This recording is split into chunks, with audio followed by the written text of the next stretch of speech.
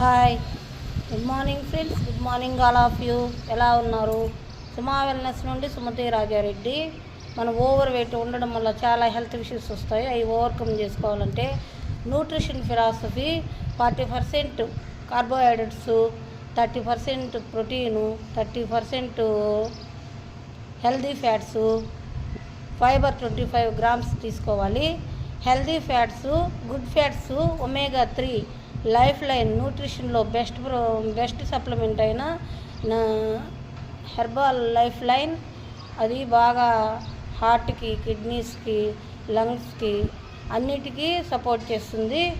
మేము దాన్ని తీసుకొని హెల్తీగా స్కిన్ కూడా బాగా హెల్తీగా తయారవుతుంది.